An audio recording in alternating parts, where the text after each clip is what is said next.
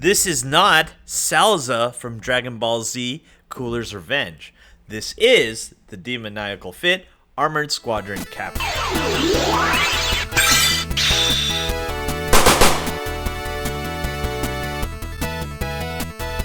What's up, everyone? Thanks for joining us once again on the D-Star01 channel. I'm your host, Dexter Arafiles, and today we'll be opening another Demoniacal Fit figure. And this is the Armored Squadron Captain, aka Salza from Dragon Ball Z Cooler's Revenge. I'm pretty excited about this figure, but the question I always had is, why did they make this figure that could have been completing the Ginyu Force, but instead we went off the movie or the Dragon Ball Z movies? I don't know if that's a good thing, because now you kind of have to make all of them. I do know Demoniacal Fit is making a Cooler, so I can't wait for that. In all honesty, I would have preferred they release Cooler first and then this one, but you know what? We take what we can get, and this is what we get, and we're going to open them up, and we're going to look at paint and detail, articulation and scale, and accessories.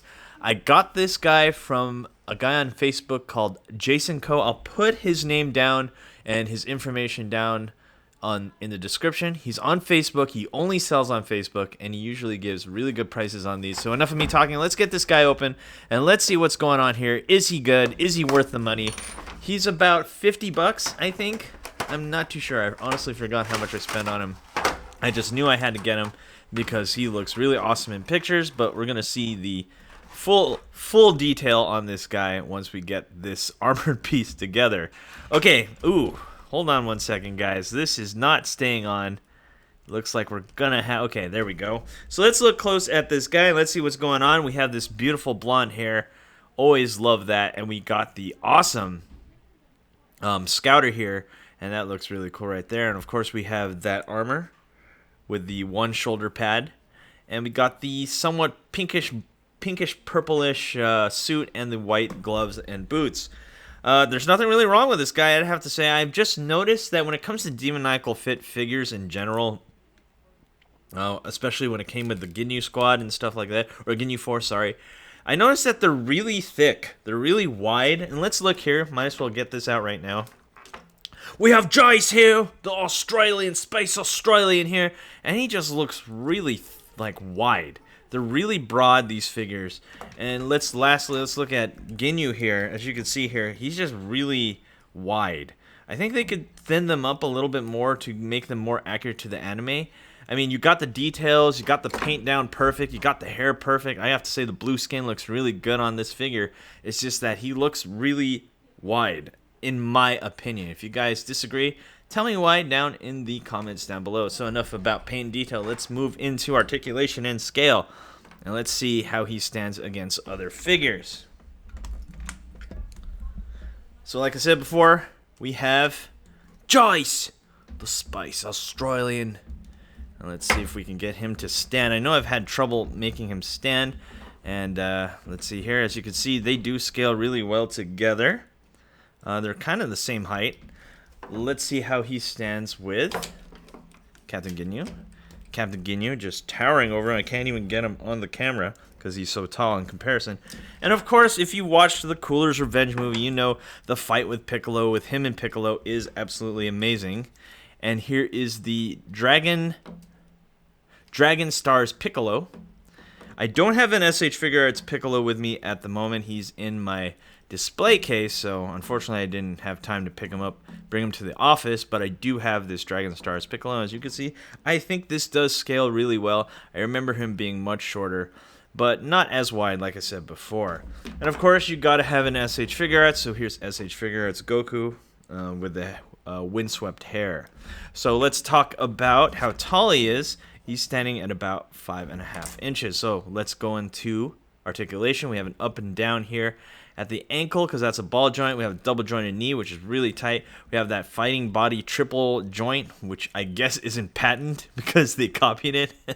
They copied it as best they could, and it does have really nice range of motion, as you can see right there. He does have a nice waist swivel on the up part too. Can you do awesome ab crunches? Yes, he can. And we have one here at the shoulder. Like I said, this does seem loose at first, but you really got to pop it in there. And once I popped it in there, it is actually really tight. And of course, we have that ball joint there at the shoulder, we do have bicep swivel, double joint elbow, and a ball and peg combo. And last but not least, the 2 articulation points at the neck. This one right here, let me see if I can get my pick and show you what I mean.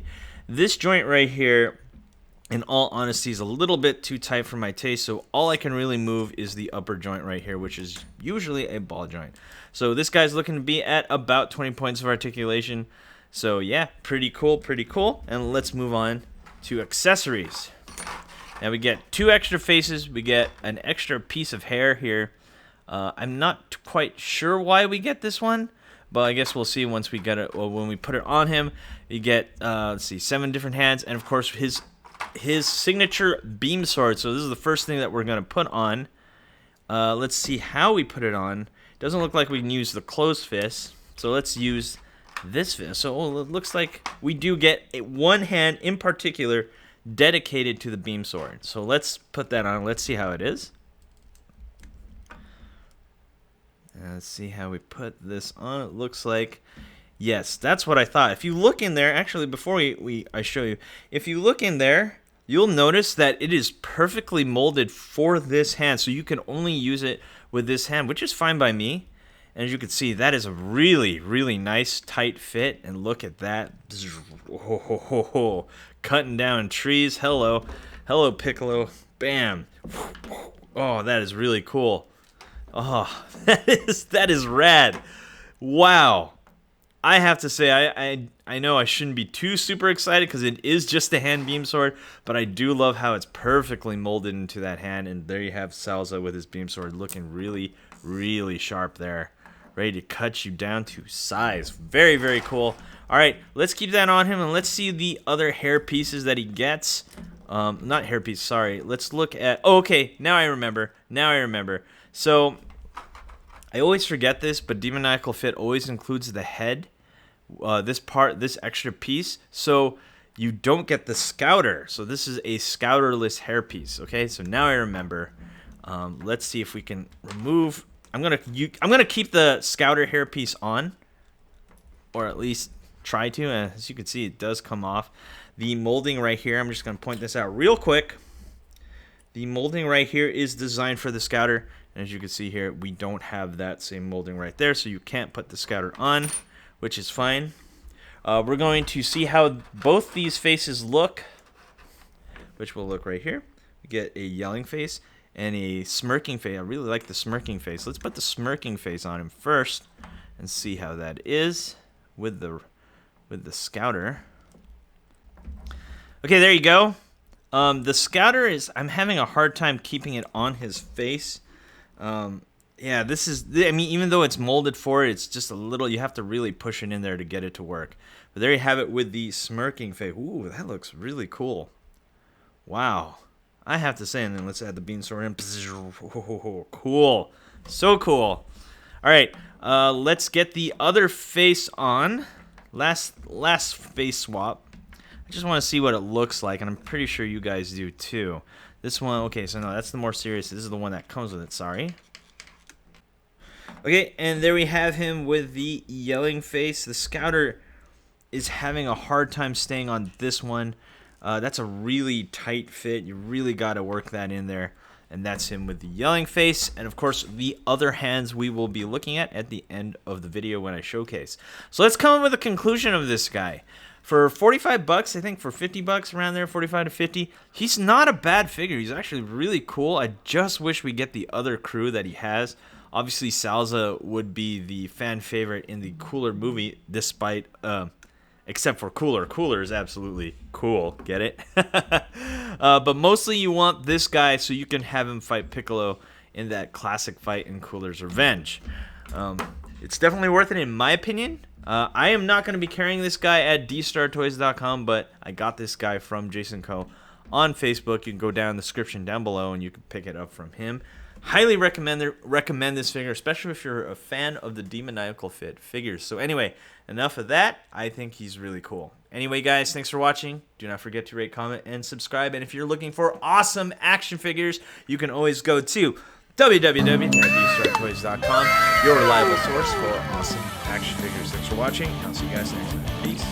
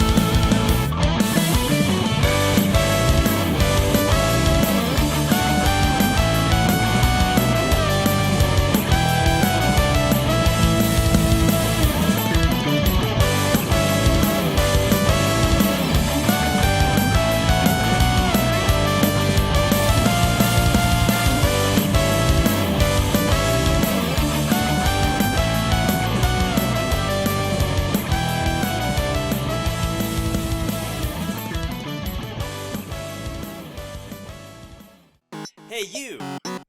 Thanks for watching. Rate, comment, and subscribe. Where? Right here. Not there, right here. You. And thanks for watching. So, rate, comment, and subscribe. Right here, right there, right here. Yeah.